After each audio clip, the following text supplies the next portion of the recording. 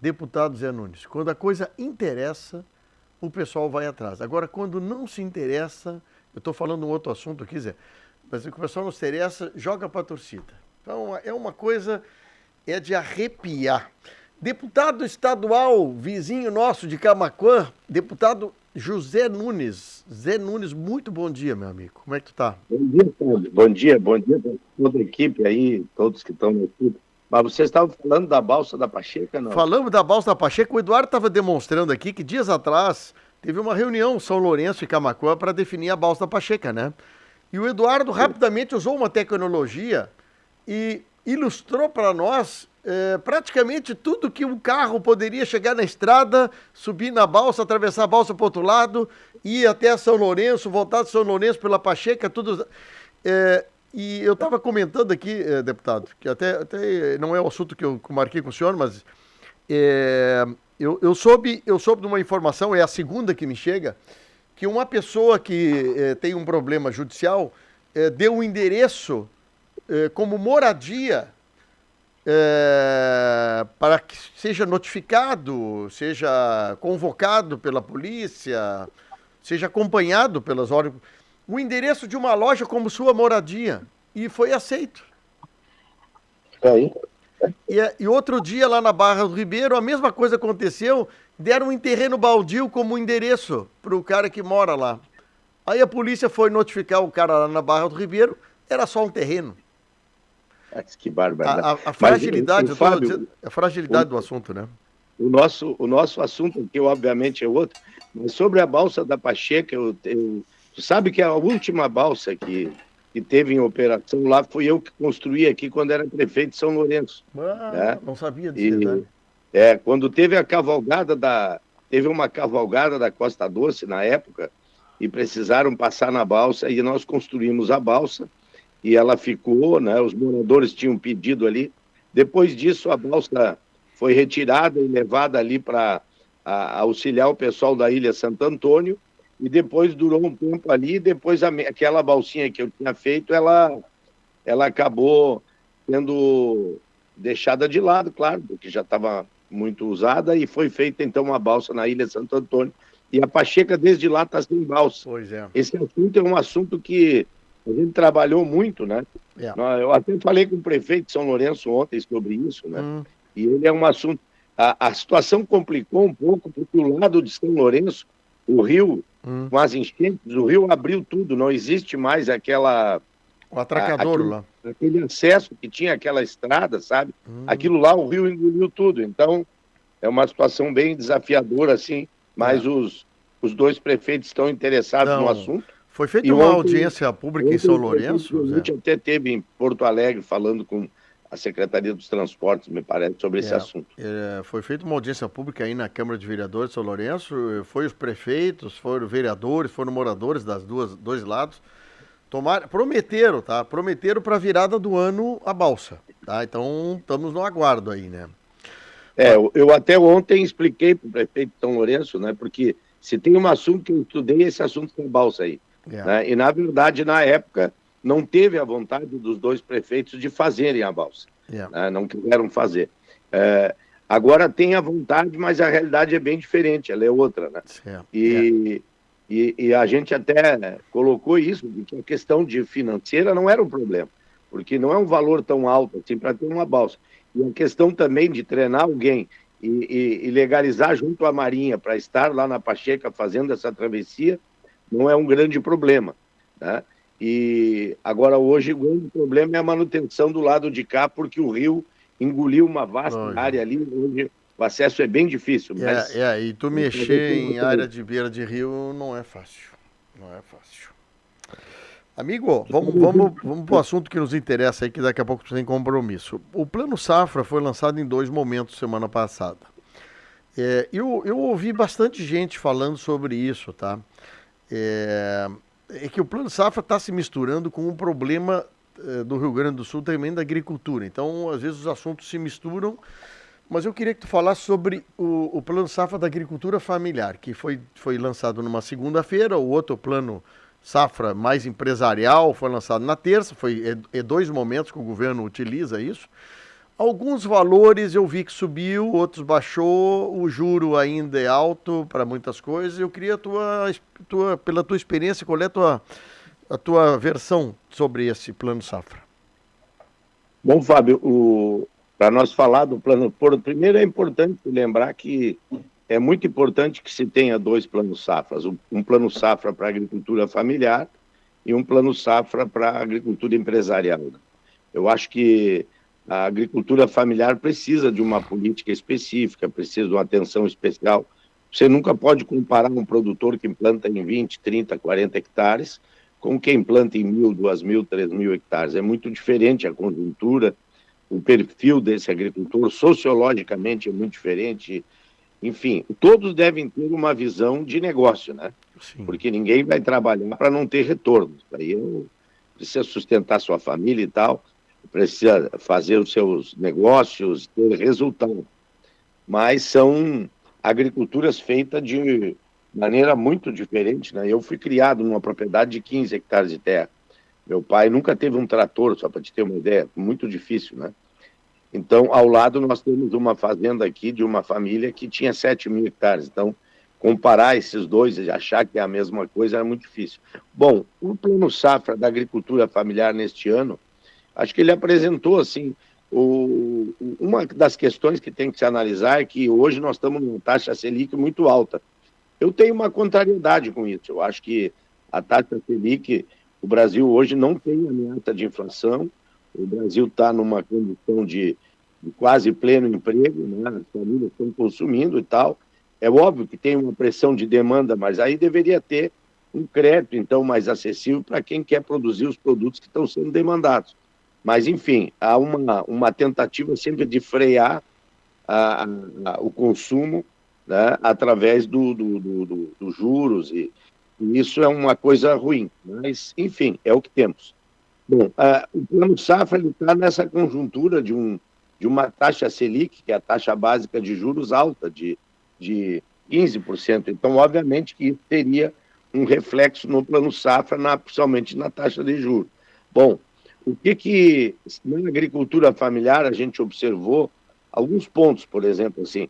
Primeiro, um subsídio de juro bastante grande para a cadeia da cesta de alimentos da cesta básica, né, que são arroz, que é leite, que é fruta, que é verdura, que é feijão, que é mandioca, enfim, aqueles Sim. produtos da cesta básica, eles estão com um custeio de 3%, né, de juros. Sim. E se ele tiver ainda uma produção que dialogue com a agroecologia, uma produção mais sustentável, ele vem para 2%. Então, um juro muito, muito acessível, né? Na verdade, se tu pegar uma taxa Selic, para 3%, a diferença de 3%, quem está cobrindo é o Tesouro. E também lembrando que a inflação deve ficar de 4%, em torno de 4%. Então, a 3%, tu tem um juro real negativo, né?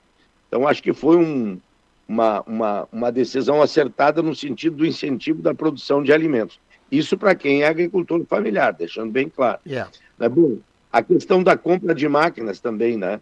Para propriedades que têm um faturamento de até 500 mil reais por ano, você poder comprar uma máquina de 250 mil reais com 5% de juros ao ano.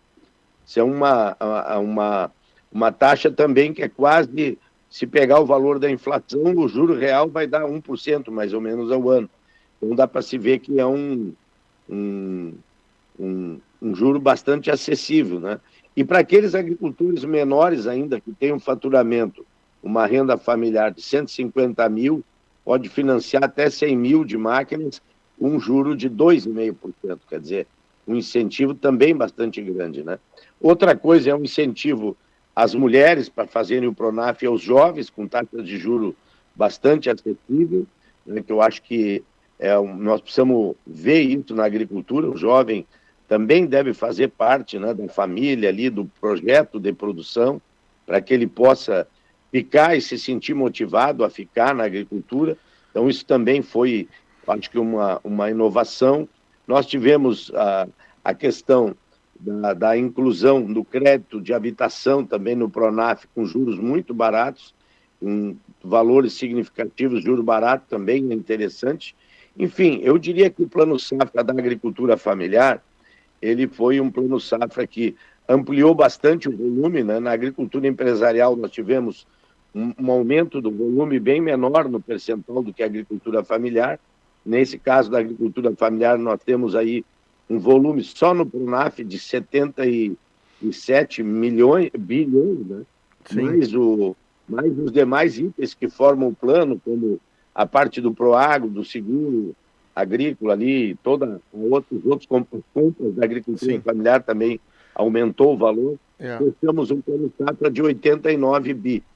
Então, eu vejo que dentro dessa conjuntura, o que nós precisamos agora é que os bancos, né, também não compliquem muito na hora de conceder o crédito. Pois é, deixa eu falar agora, deixa eu falar uma coisinha sobre, bem isso, tema que tu entraste, eu quero falar. Eu andei conversando com amigos ligados ao setor financeiro, tá? O que eu tô assim, quanto ao plano, eu vi que assim foi quase uma coisa parecida com o ano passado, deve ter subido um pouquinho, baixado um pouquinho, mas tá. O problema, Zé, e eu não sei assim, se a nossa região também ela é a mais atingida, eu acho que é menos atingida na questão das enchentes e coisas, mas o problema é a inadimplência. Eu vou te ser bem franco, cara, não é o valor, não é o juro, o problema é a inadimplência dos anos anteriores. Isso, pelo menos, o pessoal que eu conversei de banco, dizem que tem muita gente com dificuldade de acessar novos créditos em função do que tem para trás. E essa questão, eu estou falando do pequeno, viu? E outra coisa também que me surpreendeu, e aí foi uma surpresa negativa, a quantidade de execuções que estão acontecendo para com os produtores rurais que estão inadimplentes. Então, eu estou falando assim, coisa paralela com o plano safra, tá? Ok. Eu acho que nesse tema, né, é muito importante que o agricultor ele pegue uma assessoria, pegue uma ajuda de quem, às vezes, porque o que acontece? Às vezes o agricultor vai lá no banco, né, e o que ele faz? Ele tem que fechar uma conta. Aí ele vai lá no banco e o banco oferece um papagaio para ele, a juro alto. E ele vai lá e assina o papagaio. Faz o papagaio, fecha a conta do crédito rural. E muitas vezes nem usa aquilo que ele tem direito do próprio manual do crédito rural, não é claro? Tem que ver aquele que, né, é sempre isso, né, aquele que não está conseguindo pagar por conta de que perdeu, né, perdeu com chuva, com enchente, com a seca. Tem o Proagro, essas coisas tem o Proagro também, que o Proagro no ano passado nós fizemos, para essa safra a gente fez uma mudança muito grande, trabalhei muito nisso, 2 vezes a Brasília, né, conseguimos mudar, melhorar o Proagro, né? Mas o agricultor tem o Proagro, tem o seguro, depende do tamanho, do porte dele, do enquadramento dele. Mas muitas vezes ele acaba fazendo um crédito paralelo, um juro alto, fecha aquela conta, depois não consegue honrar aquela conta. E aí começa toda uma celeuma que é um drama. Ele muda o perfil da dívida, a dívida de uma dívida rural, ela passa para uma dívida comum. E aí é um fator muito complicador. Né? Um caso aí de um amigo que andou botando um dinheiro para tentar diminuir a conta, renegociou e a coisa virou o dobro. Né? Exatamente. Isso tem acontecido muito. Por isso que é muito importante na hora claro, depende de caso. O agricultor que usou esse dinheiro para comprar um outro bem, para fazer outra coisa, é diferente. Mas é uma outra situação. Mas eu acho que é muito importante também ter um olhar de quem entende, quem domina, não o agricultor ir na conversa, às vezes lá do cara do banco, lá que está mais querendo resolver o problema dele do que do agricultor. E aí acaba havendo toda uma situação, né, de dificuldade. Então, acho que é muito... cada vez mais a gente precisa, nesse campo aí, de alguém que entenda, ajudando, que a gente não se atire na primeira proposta quando a gente tem uma dificuldade, porque depois que você assina um contrato com uma entidade financeira, assume um compromisso, fica muito complicado, muito difícil, né, Fábio? Eu sinceramente, assim, me surpreendi, assim, a questão... Plano Safra, eu vi, teve crítica... Teve outras coisas bom que daqui a pouco vai aumentar o valor para máquina agrícola, para comprar equipamentos. Tem umas coisas assim, mas a questão tudo de quem não está ajustado, organizado, está com problema, está com pendência. E muita gente, aí que eu quero também dizer, muita gente tendo que buscar o crédito privado ao invés do crédito estatal, Zé. E uma outra coisa, Fábio, que cada vez mais precisa, isso não é só para a pequena agricultura, para a agricultura familiar, né? A produção agrícola, ela é uma atividade cheia de altos e baixos, né? Cheia de riscos. E o que acontece? Nós tivemos aí, principalmente esse povo que lida com a soja, nós tivemos um período que a soja bloqueou na Bolsa de Chicago e o preço internacional foi para as nuvens, e muita gente achou que aquele preço daquele período de pico, que aquilo ia se manter. E acabou se endividando, comprando máquina, às vezes comprando o que não precisa. Esse é o grande problema, Fábio. Às vezes o vendedor chega lá na propriedade e convence o agricultor que ele está precisando de uma coisa que, na verdade, ele não precisa.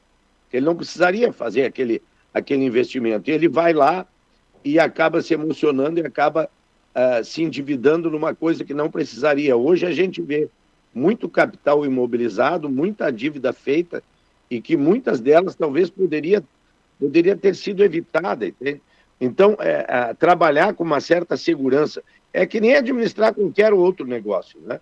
Muita gente achou que a soja ia ficar nos R$200, que agora era só para cima. Não é porque a soja ela tem um preço de mercado, que é um preço histórico de mercado, uma média, e às vezes tem aqueles picos, aquelas demandas por 1 ano, 2 anos, e aquilo ali foi o que aconteceu naquele momento. E muita gente acabou, foi momento recorde de venda de máquinas, e muita gente comprou o que não precisava. Então, sempre quando for fazer um investimento, procurar ver bem, botar na sua conta os anos de frustração, quando vai ter problema, porque sempre vai ter, os problemas nunca vai ser umas... tu vai ter 10 anos de safra cheia. Isso não existe para quem é. Exatamente. Então, também, isso é uma coisa importante na hora de contrair o crédito. Tem que ter muito cuidado, muita atenção, não comprar aquilo que não precisa. O crédito, sempre a gente tem que se dar conta de uma coisa, o crédito ele precisa se pagar. Tu vai comprar uma máquina cara, essa máquina tem que produzir para se pagar, senão não dá para ter ela, né? Você falasse bem. Comprou, tu vai ter que pagar, de graça não vem nada. Ô Zé Nunes, vamos fazer o seguinte, vamos deixar chegar o dinheiro ainda não teve as normas, as instruções para os bancos ainda, nós vamos ter que aguardar aí uns 15, 20 dias até os bancos começarem a ter as novas normas, né? E aí podemos falar depois, daqui uns dias, para ver como é que está indo isso na prática, lá na ponta, né? Nós vamos fazer, inclusive, Fábio, ali, vamos chamar os bancos na Comissão de Agricultura agora no mês de agosto. Aí me chama junto lá para nós juntos. Isso, para a gente conversar sobre isso, da implementação do crédito, né? E eu queria também aproveitar e te contar uma coisa aqui, que eu fiquei muito feliz na sexta-feira passada, que nós tivemos a visita de um grupo de deputados estaduais do Paraná. Inclusive ontem conversei com um deles e mandei a cópia do nosso projeto de lei aqui, e da lei aqui do Rio Grande do Sul.